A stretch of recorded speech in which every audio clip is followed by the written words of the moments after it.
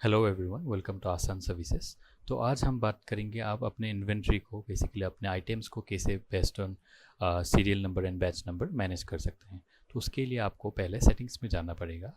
जो आपके right hand top आपके आईडी पे क्लिक करेंगे तो आप सेटिंग्स मिलेगा। Once you click on your settings आपको नीचे जाएंगे तो आपको इन्वेंट्री कॉन्फ़िग दिखेगा। तो वहाँ पे आपको मिलेगा enable batch number serial number in purchase and sales. तो आपको ये ऑन करके रखना है, फिर सबमिट कर देना है। तो बेसिकली ऐसे करते ही आपका ये इनेबल हो जाएगा। फिर हम जाएंगे इन्वेंट्री में, फिर एक नया आइटम बना के आपको दिखाएंगे कि कैसे इसको मैनेज कर सकते हैं आप। पहले हम इन्वेंट्री पे गए, फिर आइटम्स एंड सर्विसेज पे गए, फिर यहाँ पे हम प्लस बटन पे क्लिक करेंगे। वहाँ पे आप सपोज आइटम का नाम देंगे। फर्स्ट ऑफ ऑल सपोज मैंने एक बनाया सोप। फिर हम आइटम ग्रुप सेलेक्ट कर लेंगे, सपोज अदर फॉर नाउ। फिर 18% टैक्स, फिर कोई भी आइटम कोड दे देंगे, फिर एक HSN कोड दे देंगे, फिर UM सेलेक्ट कर लेंगे, फिर रेट्स वगैरह भी रहने देते हैं। फिर हम यहाँ पे has batch number has serial number select कर लेंगे, मतलब इस आइटम का बैच नंबर सीरियल नंबर रहेगा। फिर हम इसको सबमिट कर देंगे। तो जैसे ही सबमिट करते हैं ये आइटम सिस्टम में ऐड हो गया है। फिर अभी हम उस आइटम का परचेज बनाएंगे। उसके लिए हम सेल्स एंड परचेज पे जाएंगे, फिर परचेस इन्वॉइसेस पे जाएंगे, फिर हम प्लस पे क्लिक करेंगे। अब नीचे आपको यहाँ पे दिखेगा कि इन नॉर्मल आपका ये batch number, new batch number and serial number रहता नहीं है। दिस 3 कॉलम्स आपका यहाँ पे नहीं रहता है। जैसे ही आप वो सेटिंग्स में जाके वो इनेबल करेंगे तभी आपको यहाँ पे दिखेगा। फिर हम यहाँ से एक अकाउंट सेलेक्ट कर लेंगे जो एग्जिस्टिंग है, फिर यहाँ पे इनवॉइस नंबर सेलेक्ट कर लेंगे, फिर यहाँ पे हमने जो आइटम अभी बनाया वो सिलेक्ट कर लेंगे। जैसे हम सिलेक्ट करते हैं ये जो 3 कॉलम थे वो अभी रीड ओनली से क्लिकेबल बन चुका है। अगर हम कोई दूसरा आइटम सेलेक्ट करते हैं जो जिसका हमने has serial number and batch number select नहीं किया है तो ये फिर से रीड ओनली बन जाएगा। तो अभी के लिए हम वही आइटम सेलेक्ट करेंगे जो हमने batch number and has serial number select करके रखा है। फिर हम यहाँ से आइटम का क्वांटिटी सेलेक्ट करेंगे कि हम कितना परचेज़ कर रहे हैं। फिर सपोज़ हम 50 रुपीज़ में वो परचेज़ कर रहे हैं। फिर अभी हमें यहाँ पे बैच नंबर देना पड़ेगा। अगर ऑलरेडी है तो यहाँ पे लिस्ट पे दिख जाएगा आपको। अगर आपका नहीं है तो आप यहाँ पे न्यू बैच नंबर दे सकते हैं। सपोज़ हम देंगे SO1, ये है हमारा बैच नंबर सपोज़। फिर हम यहाँ पे सीरियल नंबर देना पड़ेगा हमें।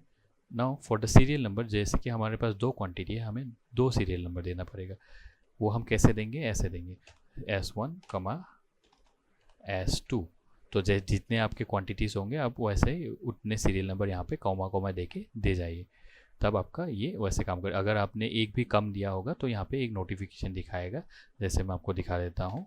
जैसे ही मैं ये जनरेट करता हूँ यहाँ पे दिखा रहा है कि 1 row the number of serial number does not match the quantity amount. So वैसे आपको ये नोटिफिकेशन आ जाएगी। इसलिए हमको exact number of serial number भी देना पड़ेगा एज पर आपकी जितनी क्वांटिटी है।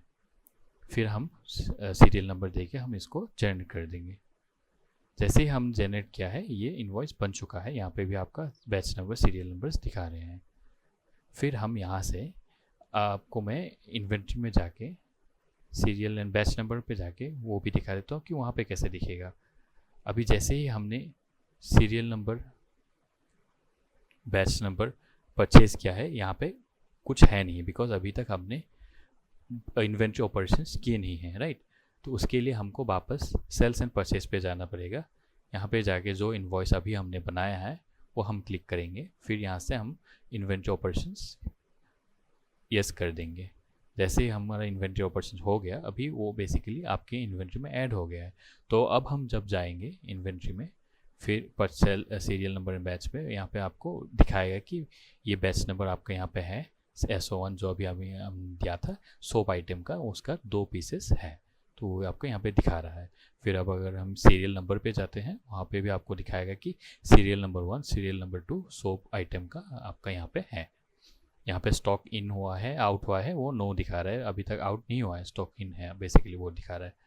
फिर आप अगर आप serial number and batch number पे जाएंगे, यहाँ पे भी आपको दिखाएगा कि अभी तक ओनली इनवर्ड ट्रांजैक्शन हुआ है, मतलब आपके स्टॉक पे आइटम का क्वांटिटी आया है, अभी तक गया नहीं है, आउटवर्ड हुआ नहीं है।